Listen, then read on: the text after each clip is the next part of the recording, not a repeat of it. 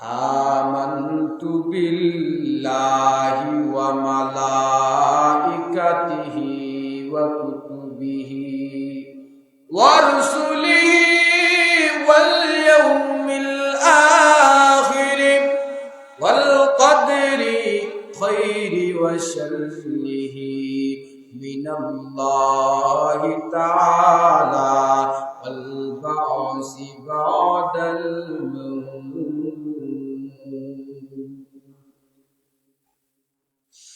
আমানতু বিল্লাহি আমি ঈমান আনলাম আল্লাহর প্রতি ওয়া মালাইকাতিহি তার ফেরেশতাদের প্রতি ওয়া কুতুবিহি তার নাযিলকৃত কিতাব সমূহের প্রতি ওয়া রাসূলিহি তার রাসূলগণের প্রতি ওয়াল ইয়াউমিল আখির শেষ বিচার দিবসের প্রতি ওয়াল কদরি তাকদীরের প্রতি খাইরিহি ওয়া শাররিহি মিনাল্লাহি তাআলা ওয়াল বা'সি বা'দাল মাউত এবং মৃত্যুর পরে পুনরুজ্জীবিত এরপর ঈমান আনয়ন করলাম। ও যুবক বান্দা আল্লাহ তার রাসূলের প্রতি ইহকাল পরকালের প্রতি তার কিতাব সমূহের প্রতি তার রাসূলগণের প্রতি তার ফেরেশতাদের প্রতি ঈমান আনয়ন যারা করবে তারা হচ্ছে মুমিন, তারা হচ্ছেন ঈমানদার। জোরে বলি না সুবহানাল্লাহ। আর যারা এগুলাকে বিশ্বাস স্থাপন করবে না তাদের ঈমান থাকবে না। ইহুদি নাসারাদের ঈমান নাই, কারণ হচ্ছে তারা বিশ্বাস করে না। কি করে না? বিশ্বাস করে না। যুবক নামদারি মুসলমানের অভাব নাই, অভাব নাই, অভাব নাই। মুখে স্বীকার করে আল্লাহকে, অন্তরে স্বীকার করে না। আছে কি নাই? অভাব নাই, অভাব নাই। নিজে খুদাই দাবি করে, নিজে রাসূল দাবি করে কি করে না? নাউজুবিল্লাহ বলবেন না। যুবক যারা খুদাই দাবি করে, রাসূল দাবি করে, তাদের তো ঈমানও নাই। তাদের জন্য আমার আল্লাহ জাহান্নাম অবধারিত করে রেখেছেন। তারা জাহান্নাম ছাড়া কোথাও যেতে পারবে না।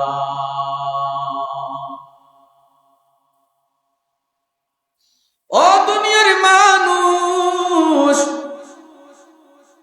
এই জন্য ঈমান দুর্বল হলে চলবে না, ঈমান মজবুত হতে হবে। ঈমান যদি দুর্বল হয় তাহলে আপনি শয়তানের প্ররোচনার মধ্যে পড়ে ঈমান থেকে খারিজ হয়ে যেতে পারেন, সরে যেতে পারেন। এই জন্য আপনার ঈমানকে মজবুত রাখতে হবে, দৃঢ় বিশ্বাস স্থাপন করতে হবে। আল্লাহ আসমানের মালিক, জমিনের মালিক, আল্লাহ হায়াতের মালিক, মউতের মালিক, ঠিক কিনা? বান্দা যখন ওইগুলাকে অন্তরে বিশ্বাস স্থাপন করিয়া তাকওয়ার সহিত আল্লাহকে ডাক দেয়, আমার আল্লাহ রাব্বুল আলামিন ওই বান্দার ঈমানকে তাজা করে দেয়। এ যুবকের দল, মুহাদ্দিস ও ফকিহগণের মধ্যে তিনটি বিষয় সমষ্টিকে ঈমান বলা হয়েছে। লা ইলাহা ইল্লাল্লাহু মুহাম্মাদুর রাসূলুল্লাহ সাল্লাল্লাহু আলাইহি ওয়াসাল্লাম। দুনিয়ার মানুষ শুধু আল্লাহকে স্বীকার করলে হবে না, আল্লাহকে বিশ্বাস স্থাপন করতে হবে, তার রাসূলকে স্বীকার করতে হবে, তার রাসূলকে বিশ্বাস স্থাপন করতে হবে। তারই নাম হচ্ছে ঈমান। তার নাম কি? ঈমান। ও দুনিয়ার মানুষ, দুই নাম্বার হচ্ছে অন্তরে বিশ্বাস স্থাপন করা। কি করা? অন্তরে বিশ্বাস স্থাপন করা। অর্থাৎ শুধু মৌখিক স্বীকার করলে হবে না, মৌখিক স্বীকার করলে হবে না, অন্তরে স্বীকার করতে হবে। তিন নাম্বার হচ্ছে মৌখিক যারা স্বীকার করে, অন্তরের দ্বারা যারা বিশ্বাস করে, তার কাজে পরিণত করে, অর্থাৎ বিশ্বাস অনুযায়ী আমল করে, তারাই হচ্ছে ঈমানওয়ালা। জুড়ে বলি না সুবহানাল্লাহ। মুখে স্বীকার করে, অন্তরে বিশ্বাস স্থাপন করে, আমল করে, আর রব্বুল আলামিনের কথা অনুযায়ী সে কি করে? আমল করে।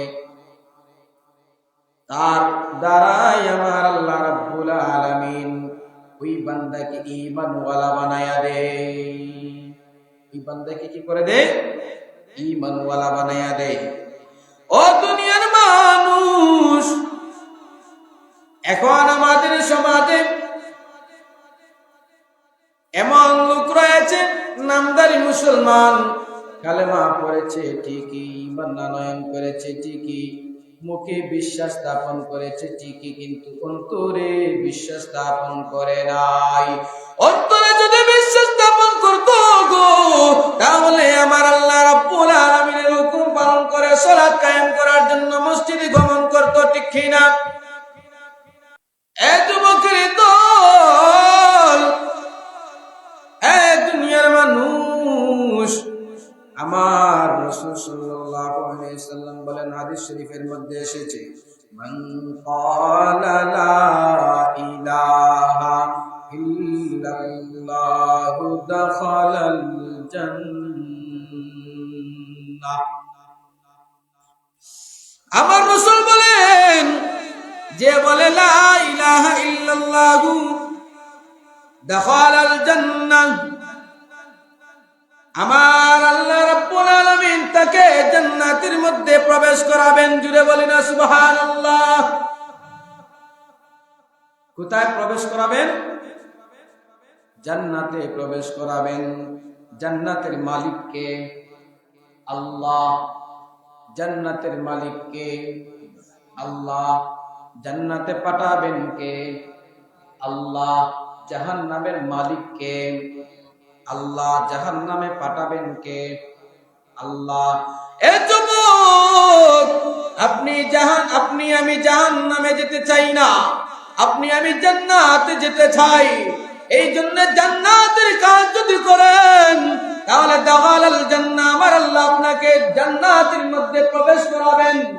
আর যদি আপনি আমি জান্নাতের কাজ করি না, আল্লাহ রাব্বুল আলামিনকে মুখে স্বীকার করি, অন্তরে স্বীকার করি না, বিশ্বাস করি না, তাহলে জান্নাতে যাওয়া সম্ভব নয়, জাহান্নামেই যেতে হবে। কোথায় যেতে হবে? জাহান্নামে যেতে হবে।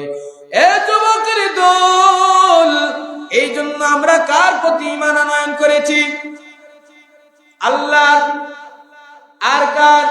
তার রাসূলের, তার ফেরেশতাগণের, ইহকাল পরকালের উপর, ঠিক কি না? এই জন্য রে যুবক, ঈমান থাকতে হবে মজবুত। দুর্বল ঈমান থাকলে হবে না। দুর্বল ঈমানের কারণে শয়তান আপনাকে আমাকে কি করতে পারে? তার দিকে টেনে নিতে পারে। আর তার দিকে টেনে নিলেই তো আল্লাহ রাব্বুল আলামিনের হুকুমগুলা পালন করবে না, অবাধ্য হবে। আর অবাধ্য ব্যক্তিকে আমার আল্লাহ রাব্বুল আলামিন শাস্তি দিবেন। আমার রাসূল বলেন, তাদেরকে তুইনাতুল খাবাল পান করাবেন, অর্থাৎ জাহান্নামীদের পুষ। এই যুবক, তার জন্য নির্ধারিত হয়ে যাবে জাহান্নামীদের পুষ। আমরা জাহান্নামীদের পুষ খেতে চাই না, আমরা জান্নাতি হতে চাই, আমরা জান্নাতি ফল খেতে চাই, আমরা জান্নাতে প্রবেশ করে জান্নাতের সবকিছু উপভোগ করতে চাই, আমরা জাহান্নামে যেতে চাই না। রে যুবক, জাহান্নামে যেতে চাই? তাহলে মনে রাখবেন, আপনার আমার পাশে যদি কোনো মানুষ বাদ্যযন্ত্র বাজায়, তাহলে তাকে আপনি আমি কি করা? প্রতিহত করা। কোন মানুষ যদি অন্যায় বিচারে লিপ্ত হয়, তাকে আপনার আমার ঈমানওয়ালার দায়িত্ব কর্তব্য হচ্ছে তাকে বোঝানো, তাকে ওই কাজ থেকে বিরত থাকার জন্য, অন্যায় বিচারে হতে সরে থাকার জন্য, অন্যায় অবিচার না করার জন্য। আর তারই নাম হচ্ছে ঈমান। ভিতরে যদি কোন খুঁত থাকে, শয়তানি থাকে, তাহলে এটার নাম ঈমান হতে পারে না। আর এই ঈমান মজবুত হতে পারে না।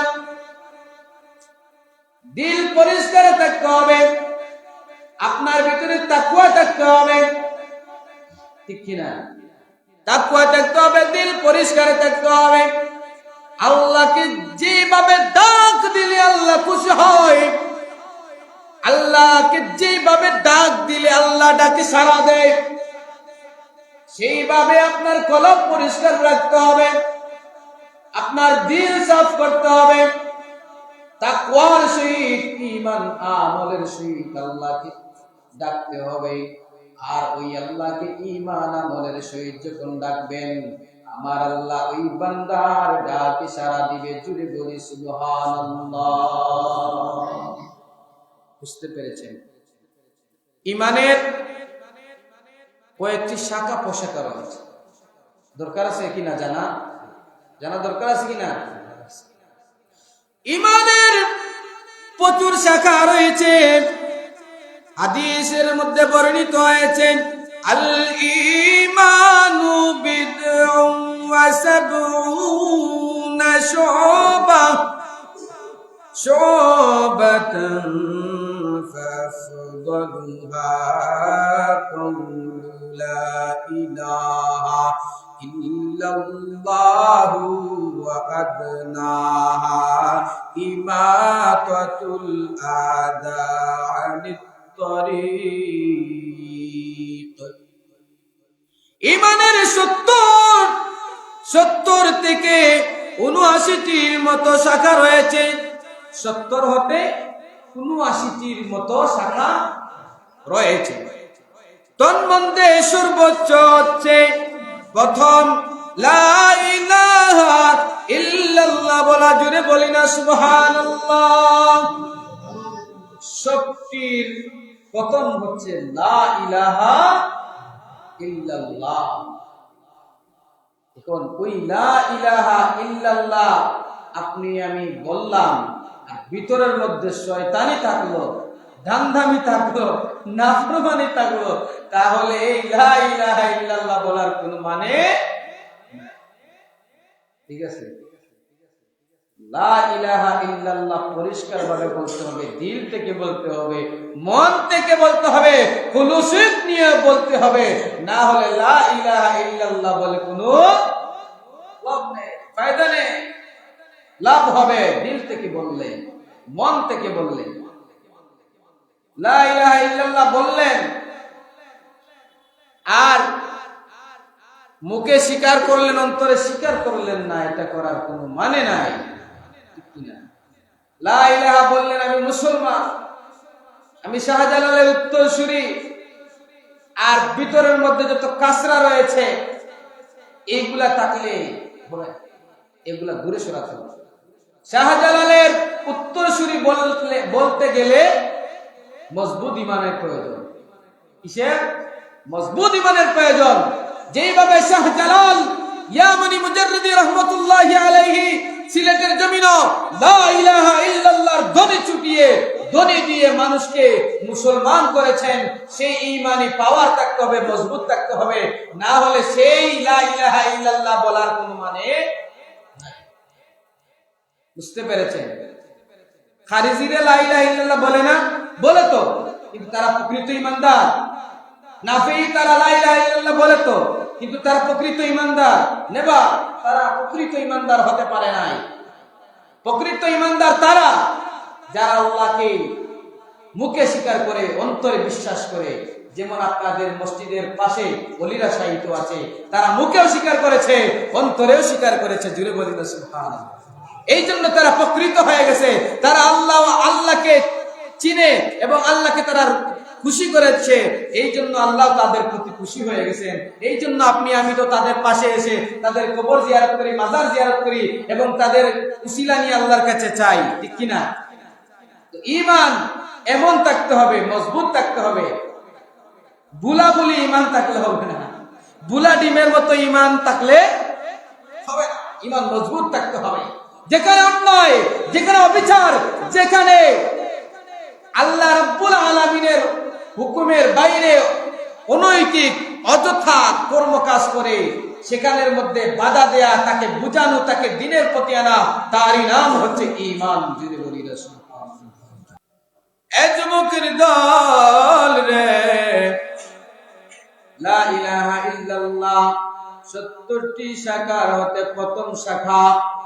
আর একটি রাস্তার মধ্যে যদি কাটা থাকে আর ওই কাটা সরানো, ওটাও হচ্ছে ঈমানওয়ালার কাজ। ঈমান, জুড়ে বলি না সুবহানাল্লাহ। বুঝতে পেরেছেন? এটা আমার কথা নয়, সহিহুল বুখারী ও মুসলিম, আমি যে আগে হাদিসটা পড়েছি সেটার অর্থ হচ্ছে। বুঝতে পেরেছি?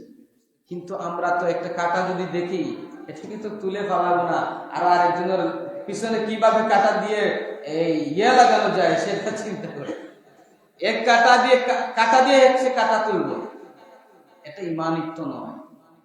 এটা ইসলাম বলে নাই।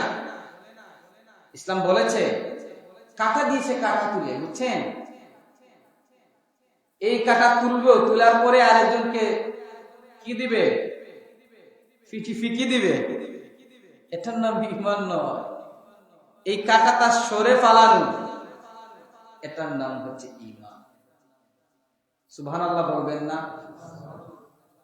70টি শাখার মধ্য হতে এই একটি শাখা হচ্ছে প্রকৃত ঈমানওয়ালার ঈমানের প্রেম। এই ঈমানওয়ালার ঈমানের প্রেম যদি ওই প্রকৃত ঈমানদারের কাছে থাকে, তাহলে তাকে আমার আল্লাহ রাব্বুল আলামিন কোনদিন বিপদগ্রস্তের মধ্যে ফালাইতে পারে না। সে কোনদিন বিপদগ্রস্ত হবেও না, কোনদিন সে আল্লাহ রাব্বুল আলামিনের অনৈতিক কোনো কিছু প্রকাশ করবে না, বরং ঈমানে মজবুত সেই জজবা নিয়ে আল্লাহ রাব্বুল আলামিনকে ডাকবে। আর সেই ডাকে আমার আল্লাহ সাড়া দিয়ে তার বান্দা যা চাইবে তাকে তা দিয়ে দিবে। জোরে বলি সুবহানাল্লাহ। তেমন মজবুত ঈমান দরকার আছে কি নাই? আছে কি নাই? আছে।